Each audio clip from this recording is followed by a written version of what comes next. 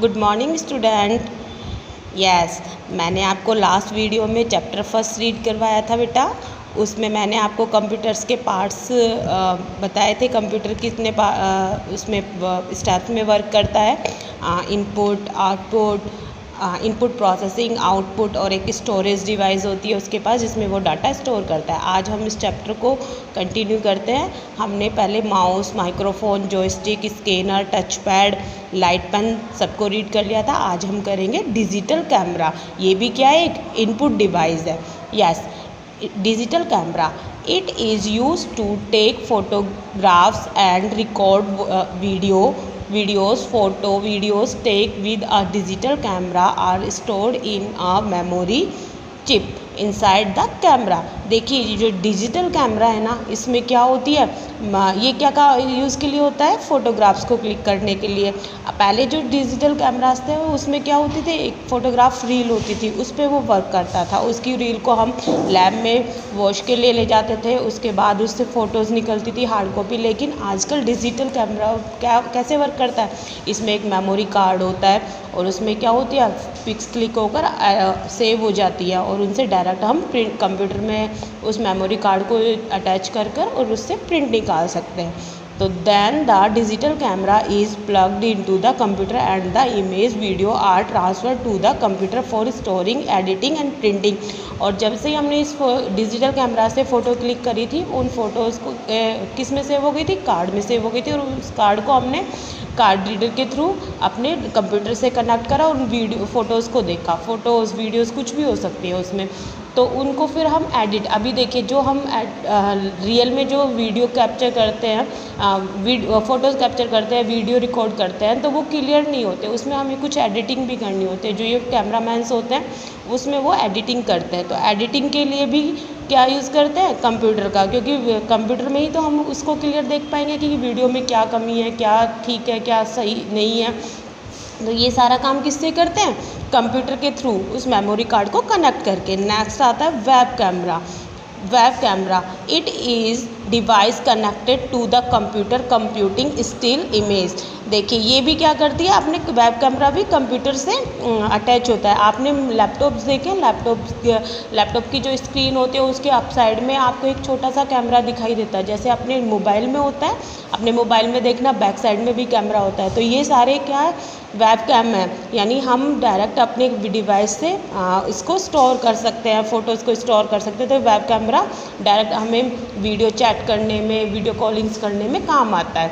Okay, and live videos, हम live videos भी देख सकते हैं उसमें। जैसे अभी देखिए मैं आपको जो वीडियो रिकॉर्ड कर रही हूँ मैं अपने वेब कैमरा से ही कर रही हूँ ना, यानी मेरे मोबाइल में क्या है, वेब कैमरा है। और आप अपनी ये वीडियोज़ को भी अपने मोबाइल में कैमरे के थ्रू ही देख रहे हैं। Yes, it is primarily used to share pictures and have live chat with our friends and relative using internet। अभी देखिए जो सिस्टम्स पर यानी लैपटॉप पर हम वीडियो कॉलिंग करते हैं, वहाँ पर हम चैट भी कर सकते हैं। जैसे अभी उसमें हमने अपना व्हाट्सअप ऑन कर लिया और वहाँ पर हम चैट भी कर सकते हैं, वीडियो कॉल भी कर सकते हैं। तो ये सारा वर्क किससे होता है, वेब कैमरा से होता है। अभी देखिए हमने इनपुट डिवाइस को कंप्लीट कर लिया। इनपुट डिवाइस में कौन कौन सी डिवाइस थी, mouse, microphone, joystick, scanner, touch pad, light pen, keyboard, digital camera, web camera. अब ये सारी डिवाइस तो क्या किसके लिए यूज़ आई, कंप्यूटर अपने सिस्टम को इनपुट देने के लिए। अब देखिए जो हमने इनपुट दिया है उस पर प्रोसेसिंग का भी तो वर्क है, यानी सेकंड स्टेप अपनी क्या है, प्रोसेसिंग। तो प्रोसेसिंग करने के लिए कौन सी डिवाइस यूज होती है, प्रोसेसिंग डिवाइस। तो प्रोसेसिंग डिवाइस कौन सी, अपनी सीपीयू। सीपीयू की फुल फॉर्म क्या होती है बेटा, सेंट्रल प्रोसेसिंग यूनिट। आप ये क्लास सेकंड से ही पढ़ते आ रहे हैं, इसकी full form central processing unit. देखिए सीपीयू का बैक कैबिनेट होता है। इस कैबिनेट यानी जो ये कैबिनेट होता है ये कोई इसका सिस्टम नहीं है। इस कैबिनेट के अंदर जो इक्विपमेंट लगे होते हैं ये इसके सारे वर्किंग के हैं। देखिए ये क्या है, अपने पास मदरबोर्ड है। इस मदरबोर्ड पर रैम्स लगाने के लिए स्लॉट्स दिए हुए हैं। ये फ़ैन है इसका, जैसे ये हीट करता है तो उसमें फ़ैन चलता रहता है, उसको नॉर्मल करने के लिए। ये सारा अपना एसएमपीएस है, ये सीमोस बैटरीज़ हैं। तो ये सारी क्या है, कनेक्टिविटी। और यहीं पर ही हम क्या, इसमें क्या होता है, जो अपनी एक्सटर्नल डिवाइसेस होती हैं जैसे माउस, कीबोर्ड, प्रिंटर, इन सब के वायर्स कहाँ से अटैच होते हैं, USB। इसी में मदरबोर्ड पर स्लॉट्स दिए होते हैं पर्टिकुलर, उन स्लॉट्स में ये अटैच होते हैं। तो देखिए अब हम रीड करते हैं। The processing unit of a computer is central processing unit. Yes, the CPU is present inside the CPU box. CPU का जो बॉक्स होता है ये तो क्या होता है, कैबिनेट, और इसके अंदर जो इक्विपमेंट्स लगे होते हैं ये CPU के पार्ट्स होते हैं, यानी CPU होता है ये। Yes, the CPU does all the calculation of the computer. CPU क्या करता है, सारी तरह की कैलकुलेशंस को कंप्लीट करता है, यानी हम जो इसे इनपुट देते हैं कैलकुलेशंस का, वो हमें उस पर वर्क करके आउटपुट देता है। ऐसे ही हम CPU में वीडियोस को भी देख सकते हैं, कोई फाइल बना सकते हैं।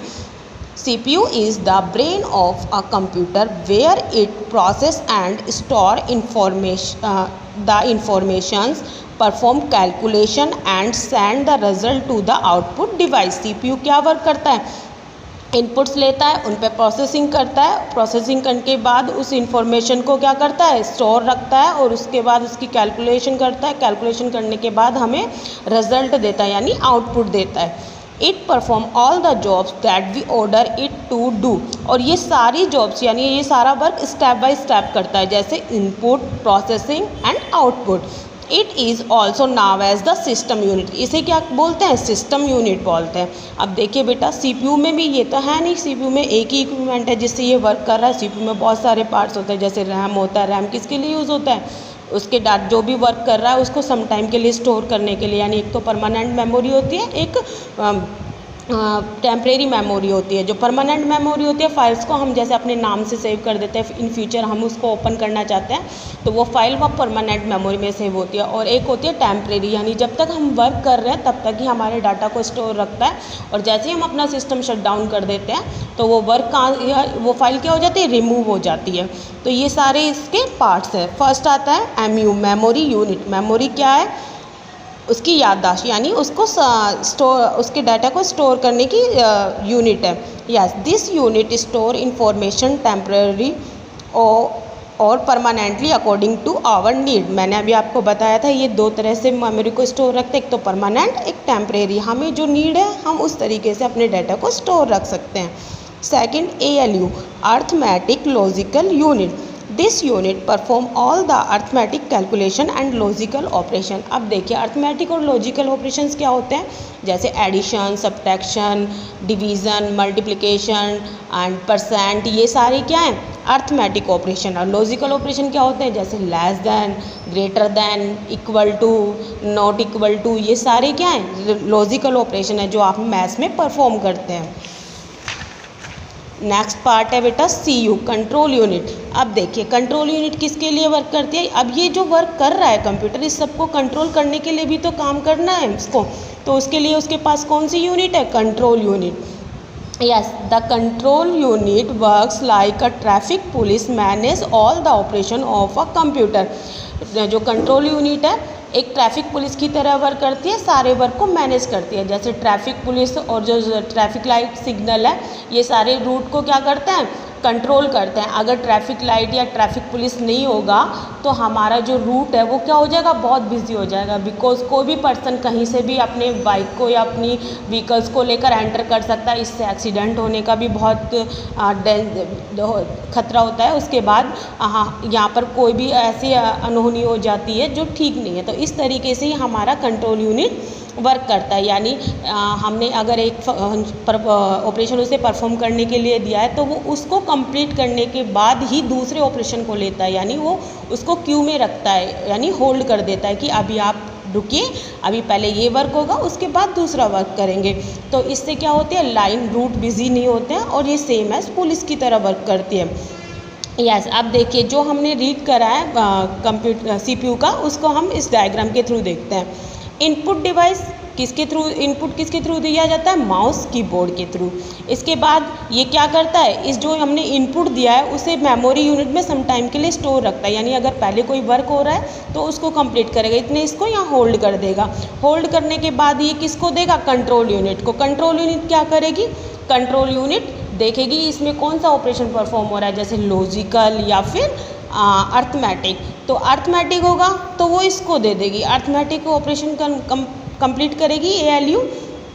ALU में लॉजिकल और अर्थमेटिक दोनों हो जाते हैं। तो ये यूनिट क्या करेगी, उस ऑपरेशन को परफॉर्म करेगी। इसके बाद ये वापस इसे क्या दे देगी, आउटपुट देगी। और कंट्रोल यूनिट किसको कन्वर्ट कर देगी, आउटपुट डिवाइस को। और आप सब जानते हैं अपना कंप्यूटर है जो मशीन लैंग्वेज को ही अंडरस्टैंड करता है, ह्यूमन लैंग्वेज को नहीं। तो ये एक काम ये भी करती है कि इनपुट डिवाइस यानी यूज़र ने जो इनपुट दिया है वो अपनी लैंग्वेज में दिया, उसको वो क्या कर देती है, कन्वर्ट मशीन लैंग्वेज में। और कंट्रोल यूनिट मशीन लैंग्वेज में कन्वर्ट करने के बाद ALU को देती है। ALU अपना आउटपुट किस में देगी, मशीन लैंग्वेज में। फिर वापस ये इस कंट्रोल यूनिट को देगी, क्योंकि कंट्रोल यूनिट को क्या करना है, उसे वापस ह्यूमन लैंग्वेज में कन्वर्ट करना है, क्योंकि ह्यूमन को तो मशीन लैंग्वेज नहीं आती है। तो फिर ये वापस इसे कंट्रोल करती है, यानी उसको ह्यूमन लैंग्वेज में कन्वर्ट करती है, और उसके बाद हमें क्या दे देती है, आउटपुट दे देती है।